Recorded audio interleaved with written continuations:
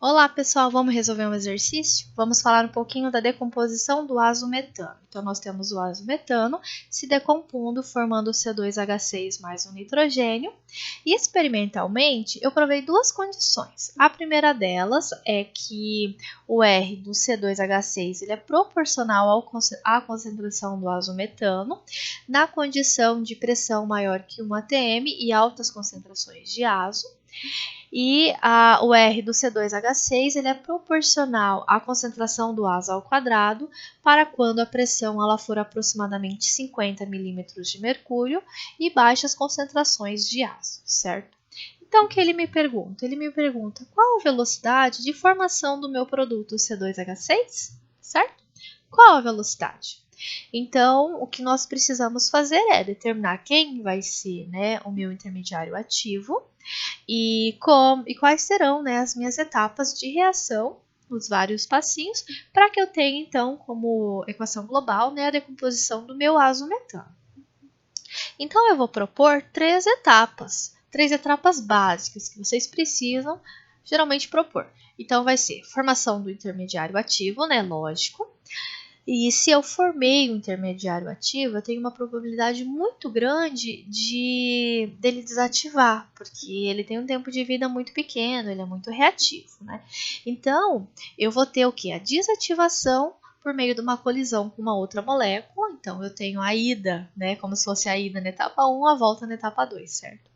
Mas nada está perdido ainda, nós temos a etapa 3, que é esse intermediário ativo que foi formado na etapa 1, ele vai se decompor e vai formar então o meu produto de interesse. Então eu tenho 3 etapas mínimas, mas pode acontecer do sistema de vocês precisarem provar 2, 3 intermediários, então vocês vão ter 6, 7, 8 etapas. Isso é muito comum de acontecer, tá? Então, 3 são o mínimo, é o básico de etapas que vocês podem ter no sistema de vocês, tá? É o básico. Então, partindo desse pressuposto, certo? Aqui nós temos as minhas etapas. A primeira etapa vai ser a formação do intermediário ativo. Vou pegar duas moléculas de azometano, elas vão se chocar, eu vou formar o meu intermediário ativo e vai sobrar uma molécula de azo, certo? Então, choque das duas moléculas, colisão efetiva, formei a minha molécula do meu intermediário ativo. Mas, eu vou ter dois caminhos para essa minha molécula desse meu intermediário ativo. Ou ele desativa, ou ele se decompõe e forma o meu produto. Então, a etapa 2 vai ser o contrário da etapa 1, e a etapa 3 vai ser a decomposição do meu intermediário ativo. O que o exercício me pergunta? Ele me pergunta, então, a velocidade de formação do C2H6. Então, o R do C2H6 vai ser o K3, está sendo formado, vezes a concentração do azometano asterístico. Vocês estão vendo que eu tenho um problema aqui bem grave? Qual é a minha concentração do meu azo asterístico?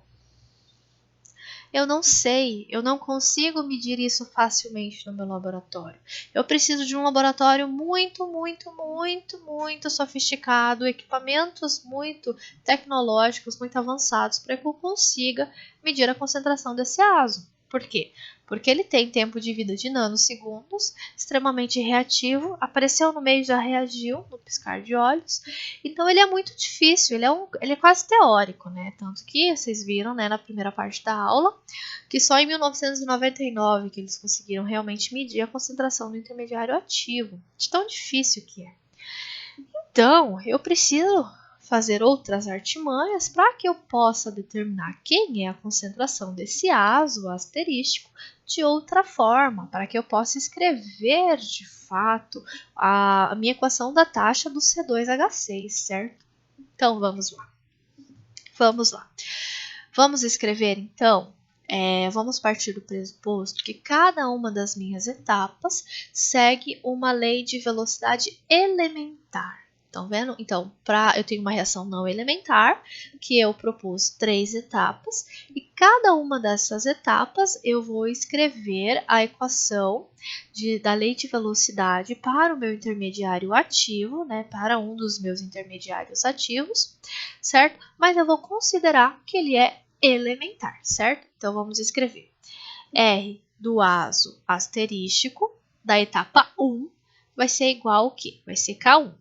Ele está sendo formado, ele está sendo consumido. Ele está sendo formado. Então, vai ser K1, concentração do azo elevado ao quadrado, certo? Beleza. Agora, R do azo da etapa 2, asterístico. Ele está aqui. Então, ele está sendo consumido. Então, vai ser negativo K2, concentração do azo asterístico, vezes a concentração do azo normal. Concentração do azo normal. Agora, vamos fazer para a etapa 3. Concentração do azo asterístico 3, da etapa 3. Então, vai ser aqui um K3.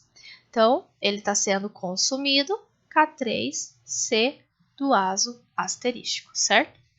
Então, dessa maneira, o meu R do azo asterístico total vai ser quem? Vai ser a somatória do R do azo 1, da etapa 1, asterístico, mais o R do azo da etapa 2, asterístico, mais o R do azo da etapa 3, asterístico. Então, o R do azo asterístico vai ser quem? Nós vamos, somar todas essas etapas. Vai ser K1, C do azo ao quadrado, mais com menos dá menos, K2, C do azo asterístico vezes o C do azo, menos o K3, C do azo asterístico. Certo? Então, nós escrevemos o R do azo asterístico para cada uma das minhas etapas. Por que eu fiz o do azo asterístico, o R do azo asterístico? Porque eu quero o R do azo asterístico para substituir dentro da minha equação para escrever a lei de formação do C2H6. Agora, pessoal, nós sabemos de duas coisas, prestem muita atenção. Nós sabemos que o azo asterístico, ele é um intermediário ativo, ele é altamente reativo, tem um tempo de vida muito curto, tipo menos 10 a menos 9 segundos, e ele está presente em baixas concentrações. Dessa maneira, nós podemos utilizar um recurso que a gente chama de hipótese do estado, da aproximação do estado pseudoestacionário, ou EP. Essa EP, que é a aproximação do estado pseudoestacionário, ela vai considerar o quê? Ela vai considerar que a velocidade de formação do intermediário ativo ela é praticamente igual à sua velocidade de desaparecimento, que ela é tão rápida, que se você olhar macroscopicamente, você não vai enxergá-la no meio, de tão rápido que ela acontece. Então, a velocidade de formação do azo asterístico é aproximadamente igual a direção oposta, o seu desaparecimento. E eu estou falando de desaparecimento tanto por desativação por meio da colisão, como para a sua decomposição para formar o meu produto, certo?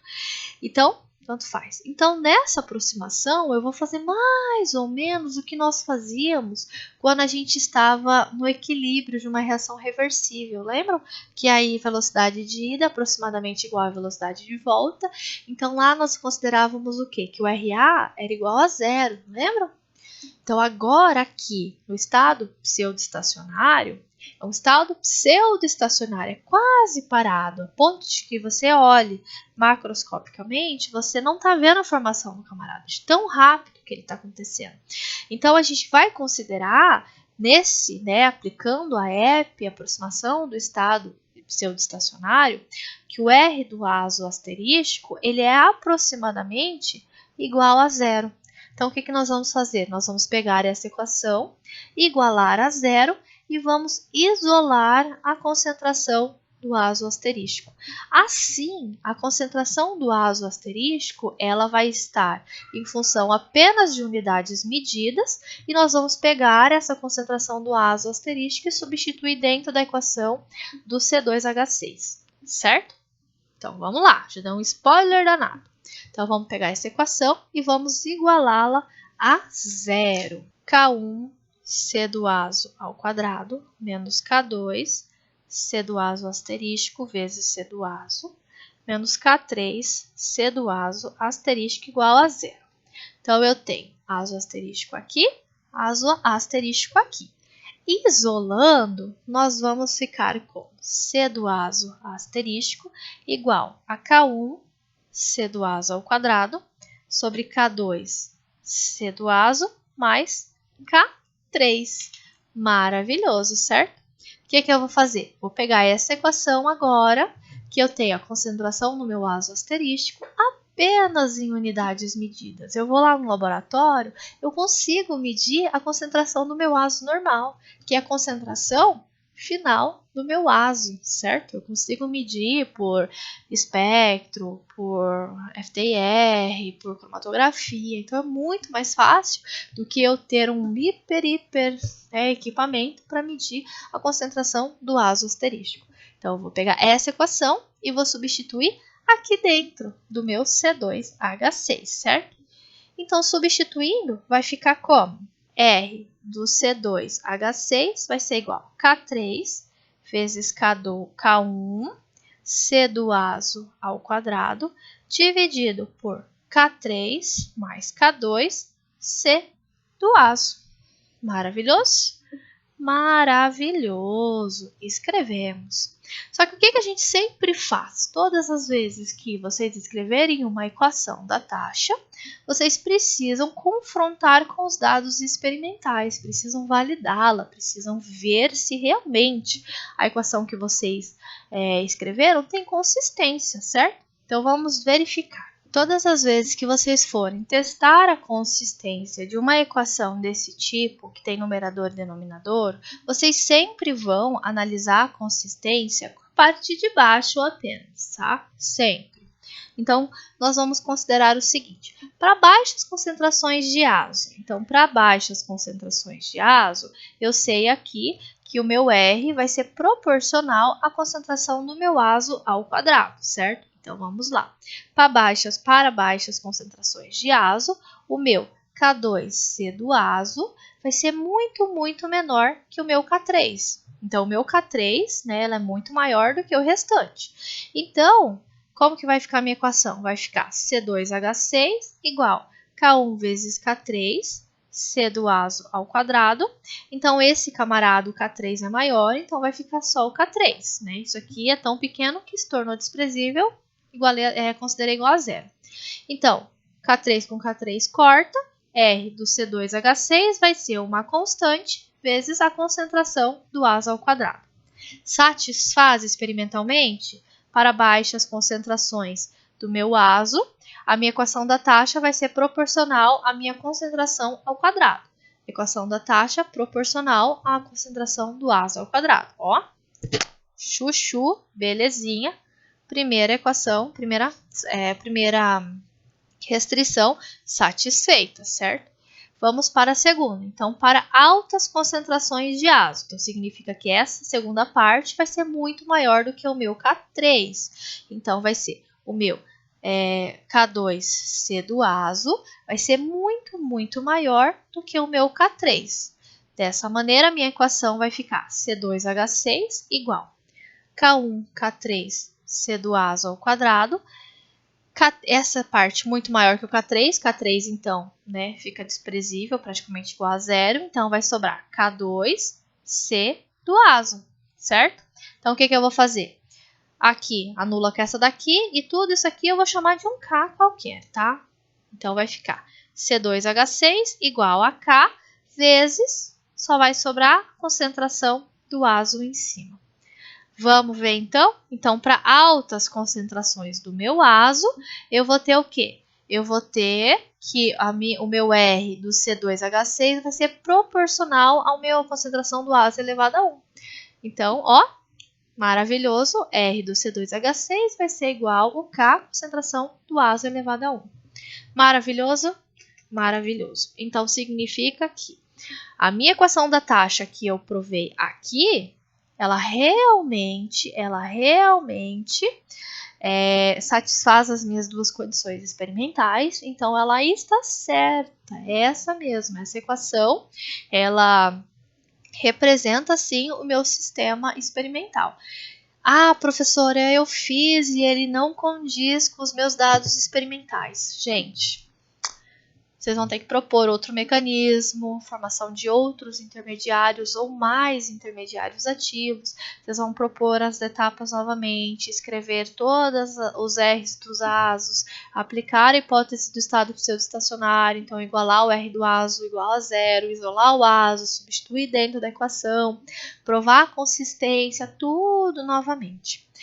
Gente, escrevemos a equação, linha maravilhosa, e se tivesse uma letra B, por exemplo, desse exercício, que me pedisse para determinar quem são K1 e K2 e K3. Gente, muito simples, vocês iam pegar e linearizar essa equação, aplicar a análise de dados, que a gente acabou de ver anteriormente, pode ser método dos mínimos quadrados, linear ou não lineares, e a gente determina logo de cara quem é K1, K2 K3, se a gente tiver, né, dados de concentração do azo pelo R do C2H6, certo? Maravilhoso, né? Maravilhoso. Então, é dessa maneira que a gente propõe o mecanismo das nossas reações não elementares, certo, pessoal? Bye, bye!